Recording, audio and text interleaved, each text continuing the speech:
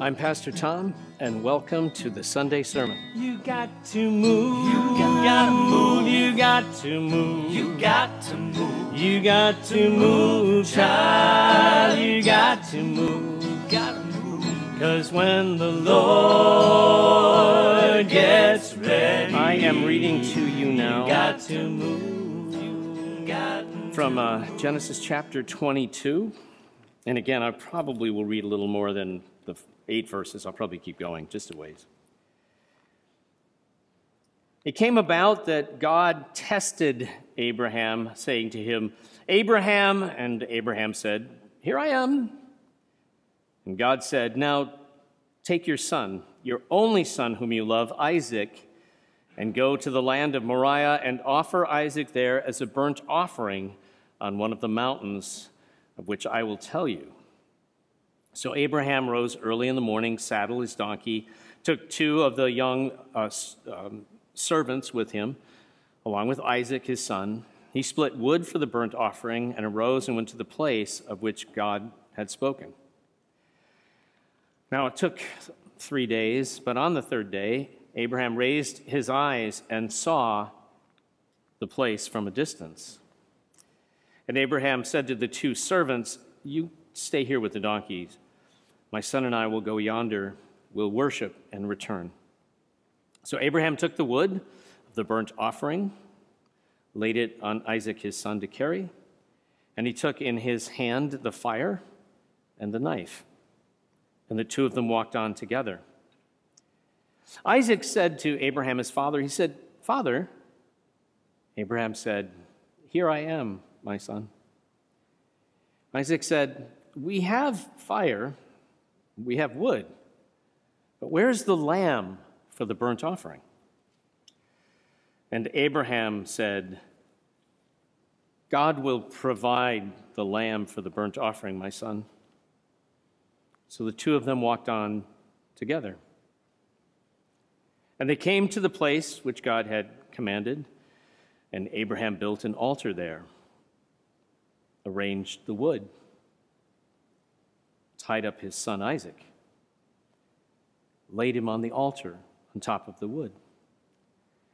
And Abraham stretched out his hand and took the knife in order to kill his son.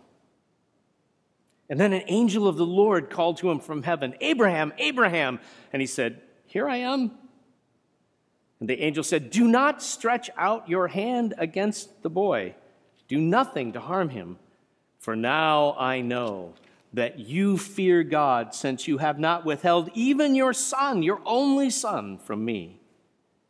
Then Abraham looked up, and behold, a ram caught in the thicket by its horns.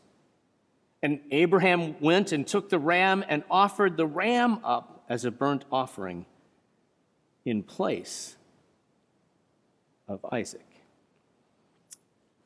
This is one of those stories so central to all 3 of the great Abrahamic religions, so that's Christianity, Islam, and Judaism. All these faiths look at this story with intensity. And the one tiny difference in Islam is that in Islam, Abraham sacrifices not Isaac, but Ishmael. But other than that, it's basically the same story. The idea of a man proving his faith, his submission, his obedience to God. Notice I used 3 different words. I did that on purpose.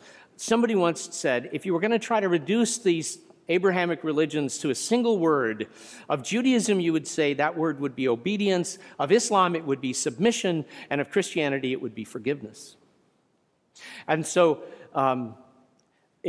the idea that this story conveys in each of those becomes connected to those words. So for Islam and for Judaism, the idea of the great faith of Abraham is that he's obedient or submitting to the will of God, and he's willing to lay everything on the line, even his child.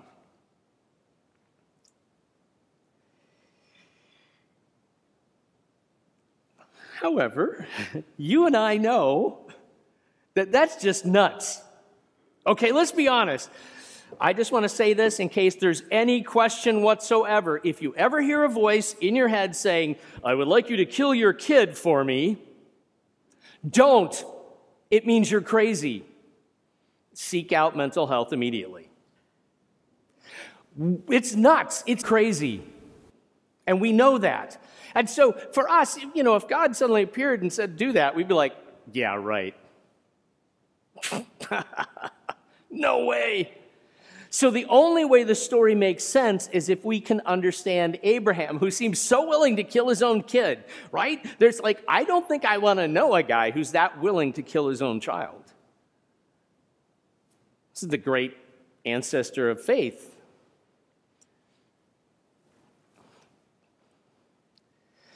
So we got to get into that historical context. I told you that the name of God, when God says, I am El Shaddai, that one of the things God is doing is giving Abraham a way to understand God that's connected to Abraham's crisis, his existential crisis. For Abraham, the existential crisis is having an heir. The whole story of Abraham is about who's going to be my heir. And, there's two attempts at this process. One is the human attempt, which works and produces Ishmael, and the other is this miraculous divine effort whereby Sarah has a child when she's considered too old to have a child and has, just hadn't been able to get pregnant. So there's this really important thing. The name El Shaddai is connected to that. So the name El Shaddai, the word is composed of two pieces, shad and dai. Dai is what's called a dual. This is more Hebrew than you're going to care about learning, but dai is known as a dual. It's a pretty rare form, apparently. But if I were to say yadai, it would mean both hands. Shad, the word shad means breast. So the name means God, something like the God of both breasts. And in fact, there's a pun on that name, and a clear playing on the words in, I think it's chapter 50, where Jacob is blessing his sons. When he comes to bless Joseph, he says to Joseph, may El Shaddai, may the God of both breasts bless you with blessings of breast and womb. So in the ancient world, there were all of these fertility deities. They take different shapes and different forms, but a lot of them are female deities. We would say goddesses. And so it's possible that Abraham's idea of God in much of this story is that he's picturing God in a feminine form, but we can't know that for certain, but it's certainly a possibility. But, this is a very common worldview back then. But we have this little piece of information that comes in the Torah. So the Torah is the first 5 books of the Bible, right? The first 5 books are called the Torah. They're also called the books of Moses, or sometimes the Pentateuch, which just means the first 5 books of the Bible. So, yeah, that's what it means.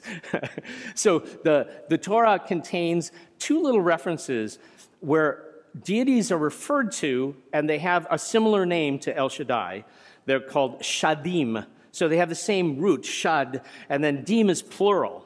It just means the shads. It's a pluralized version of this. So apparently, if all we knew was the Bible, if we didn't have any context, any archaeological context, of which there's tons, if all we had was the Bible, we would know that there were deities that were known in the ancient world in that area, at the name of which was similar to the name El Shaddai. It had the same core root in it, and would be recognized as the same type of deity. And what the Torah tells us is that they sacrificed children to the shadim. It says that in 2 different places.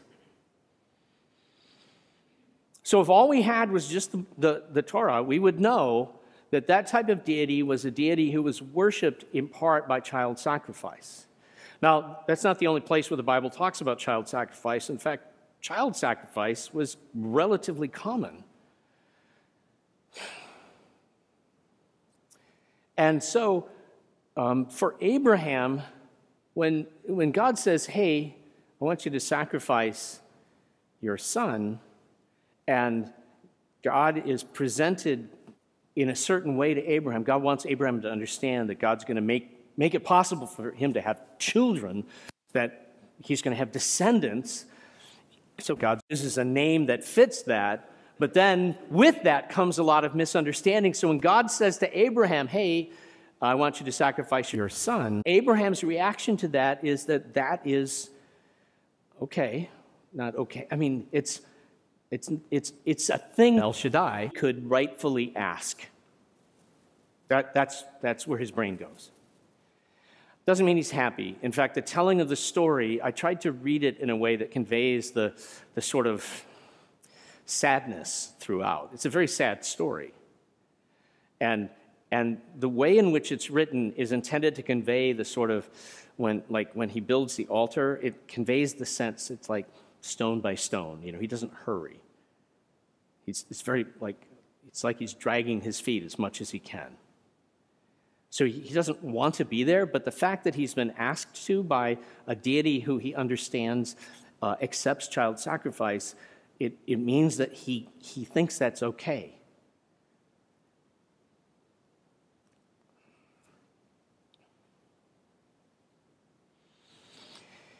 In the ancient world, if you made a sacrifice like that, from the perspective of Abraham's existential issue, having heirs, the sacrifice of a child, of a firstborn, was intended to guarantee that there would be more children. That was the idea. In fact, throughout the Bible and throughout the sacrificial system that we see described in the Bible, there's this idea of the first fruits. So the first lamb that's born to the flocks or the first calf that's born is sacrificed. And by giving that first fruits to God, the first fruits of the vine, the first fruits of the field, by giving that as a sacrifice to God, that was a way of saying, we trust you that there'll be more. So giving first was part of that expression of faith. So in terms of Abraham's great existential crisis around having kids, in his mind, that Isaac's sacrifice would ensure more children and would ensure the fulfillment of the promise.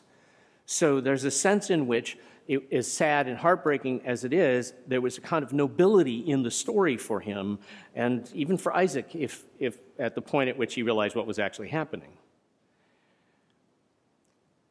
It's still terrible. What a terrible story. And you rightfully might think, and I know some people who aren't, we grow up with these stories all the time. We hear them. I mean, in Sunday school, you learn this story. And it's all about how he trusted God so much and he was so obedient, and isn't that wonderful? But people who don't grow up in our traditions, who don't have that thing where it's just part of the background noise of our faith, they're like, what kind of a God would do that? That's just nuts. And they're right, in a sense. In fact, what is it about human beings where throughout history, human beings have thought sacrificing other human beings was something that the divine realm wanted? And yet, look historically, culture after culture after culture, what do you see? Human sacrifice, human sacrifice, human sacrifice. Ancient Middle East, human sacrifice. Mesoamerica, human sacrifice. Iron Age Britain, human sacrifice. I mean, they're always finding like mummies and skeletons and things preserved in the peat bogs, and they pull these bodies up and they start examining them and like, oh, this is a ceremonial killing, right? It's everywhere. What is it about people that think, where we think that's okay somehow? Our cultures think that's a perfectly good thing to do. Let's kill people and make the gods happy. That's nuts. But that's the world in which Abraham lives, and God, part of what's happening in the story, this is the beginning of the story of the people of God whom God claims and says, these are my people, and through whom God intends to work. And so in the beginning of the story, God is entering into this and engaging in this human world where human beings are thinking and sacrificing other human beings, and God, how do you change that, right? If you're God and you're going to say, I would like you to know, let's not do this anymore, how do you do it? Well, this would be a way. You don't just say, don't do it, because, How many times have you been told, don't do it? And then you went, don't stick your tongue in the outlet, child. Right? There's something about being told not to do something where we just go, oh, that sounds interesting. So God, instead of going like, we're not going to do this anymore, God turns it into this religious crisis, out of which will come a religious transformation. This is what's happening in the story. God doesn't want human sacrifice. So what does God do? God sets up a situation where Abraham's culturally based misunderstanding of who God is as deity, in particular as a deity who's got the word shad in the name. God starts in that place and then flips it on its head. And Abraham himself foretells what God intends to do. God will provide the lamb. And so when the moment arrives, this moment of crisis, this moment of Abraham going into the world of ancient human sacrifice, when this moment arrives, comes the dramatic interjection of the divine. God says, no, that's not how I want it done. This is what I want you to do instead. There's the lamb. And this forms the basis of everything that comes later, where from then on, instead of sacrificing people, there's a substitute made. We have a fancy name for it in theology. We call it substitutionary atonement. But what it means is that instead of sacrificing human beings, we sacrifice like an animal or something.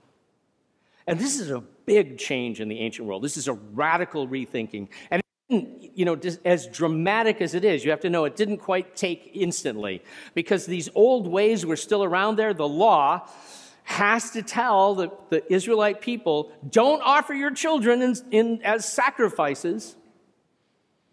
It was common enough that there was apparently a technical word for it. Sometimes people read in the text, and English translations will sometimes say something like, don't sacrifice your children, don't make your children walk through the fire for Moloch or to Moloch, as if Moloch is the name of a deity, and so that's been an assumption for a long time. But modern scholars think that it probably was a technical term for child sacrifice, a particular style of child sacrifice, of which we know about archaeologically, and it's terrifying.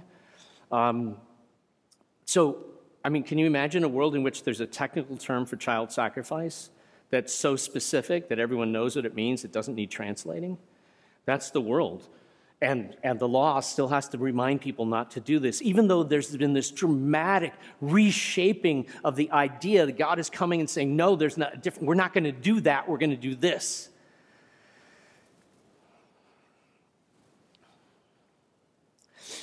But over the centuries, what happens with this story is really important. This story gets reconsidered, rethought. The later rabbis, the idea of the sacrifice of Isaac becomes a lesson in radical obedience. When you get to the time of the Christian community in the first century, working within the world, remember, early Christians are all, Christianity is just a Jewish sect. We're like a Jewish denomination in our original form. All the original Christians were Jewish. Only later do you start picking up non-Jewish Christians. So originally, the idea of being a Christian as distinct from being someone who's Jewish doesn't make any sense. So in that world, they start looking at it from the perspective of resurrection and saying, yeah, that, you might say this, Abraham saw the sacrifice of Isaac as a guarantee that there'll be life, so that in a sense, because of Isaac, there's the resurrection of the promise of descendants for Abraham, and so all of those descendants of Abraham will exist because of Isaac's sacrifice, so they'll be able to name themselves through Isaac, even though he won't be their direct forebear, because of how significant that is. And that idea instead gets shifted to this idea that Abraham believed God was able to raise people from the dead. And that's the plan. It was Abraham's belief in God's ability to raise the dead. So he thought even if he sacrificed Isaac, God would bring him back.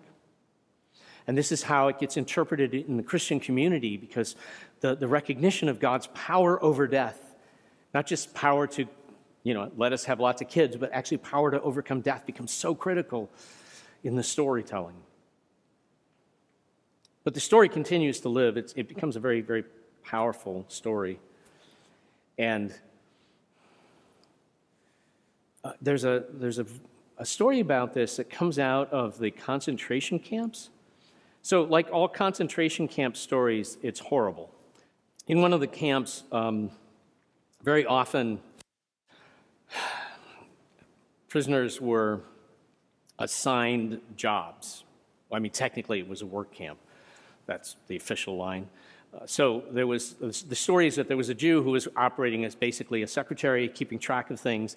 Nazis, for some reason, they like to keep track, meticulous notes about their horrible atrocities, which was very convenient when they were tried in the Hague some years later, because the records were very thorough. So there were lots of records, and there were lots of lists and things like that. And a list came, every day a list would come, and it was the list of the prisoners, these Jewish prisoners in the concentration camp, who the next day would be killed and their bodies would be thrown into the furnaces. And this Jewish man who was the secretary, he gets the list for the next day, and there is the name of his son on that list. And he said something. My son is on this list, and the Nazi who's in charge of that office says, well, if you want, you can put a different person's, I mean, we have to have this many people, but you can substitute somebody else's name for your son. Well, oh my goodness, what a crisis. So this guy goes to talk to one of the rabbis in the camp. He says, Rabbi, what am I going to do? I can save my son by substituting somebody else's name. And the rabbi looks at him and said, you can save your son by substituting the name of someone else's son, whose son has redder blood. That's all the rabbi said. And so the man did nothing. His son was one of those killed the next day, whose body was burned in the crematorium. And from then on, the man walked the camp saying, I have become Abraham. We like to say that we don't do human sacrifice anymore, but we do human sacrifice. I mean, let's be honest about that. How many gold star parents are there out there whose sons and daughters have been sacrificed to the gods of war? How many parents have buried their children because of addiction to like fentanyl or Oxycontin, because some pharmaceutical company wanted to make a lot of money? How many sons and daughters in our country have been lynched to satisfy the gods of racism? We still sacrifice children. How many children have died? How many kids have been sacrificed, because some politician didn't want to, we don't want to just give handouts. Just let them die. What is that line from Dickens? Let them die and reduce the surplus population. I think that's Christmas Carol. How many children have been sacrificed as a result? And so as a result, how many other parents in this world are there who might themselves say, I have become Abraham, because their son or their daughter was sacrificed?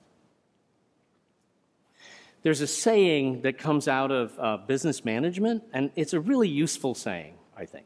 It goes like this. It says, the bad manager delegates responsibility but retains authority. So if you have as a boss who makes you responsible but won't let you make any decisions or take any actions, you got a bad boss. The good manager delegates authority and retains responsibility. What that means is that the good manager says, I need you to do this, I'm giving you the authority to do this, but if it goes badly, the good manager takes personal responsibility for the problem and steps in to solve it. And when I think about theology in those terms, I realize God is the good manager who has given us authority, the authority of free will. We have the authority to act in moral ways which create both good and bad outcomes, we have that authority. And so human beings have exercised that authority for centuries, sacrificing other human beings to the gods of greed and racism and want and war and tribalism and all of the other things that we just do it. It's an act of free will. We have acted on the authority that we have as free moral agents in this world. How does God take responsibility for that? This story gives us a window into that. In this moment where Abraham is forced to make this terrible choice, and because of the world he lives in, chooses the horrible thing to do, God takes responsibility not only for Abraham's son, but in some sense for every son and daughter sacrificed to the gods over the centuries, by providing the lamb. Not the lamb like that Abraham finds. That's just what do they call that in filmmaking? Foreshadowing. That's just the foreshadow. That's a stand-in. It's pointing to something else. And in the course of the biblical unfolding story, we come to realize what that lamb is. And it's right there in the book of John, in the Gospel of John, the one we call the Baptist. He says it. He points to Jesus. He says, "Behold, the Lamb of God who takes away the brokenness of this world." God takes responsibility by sending his son. So for every son or daughter who's sacrificed, there is a sacrifice also. God has made a sacrifice as well, so that not one of their sacrifices is absent from God's presence. God chooses to be present with them in that sacrifice. That's what part of what the cross is about. But there's a little more to it. How does God take responsibility for the pain, the hurt, the suffering, the grief of mothers and fathers whose children have been sacrificed, who have become the Gold Star families or the mourners at the graveside of someone who's succumbed to drug addiction or something like that? How does God take responsibility for that? How does God take responsibility for this poor man in the concentration camp who has to make a choice about whose kid is going to die, and finds himself from then on living his life and saying, "I've become Abraham"? How does he take responsibility for the fact that this terrible crisis moment where Abraham himself is put on the point of making such a decision in a world where that kind of a decision makes perfect sense? Not all that much difference than, say, a modern world where a parent might send off a child to war and see that as being a noble act. Do you understand how the mindset is the same?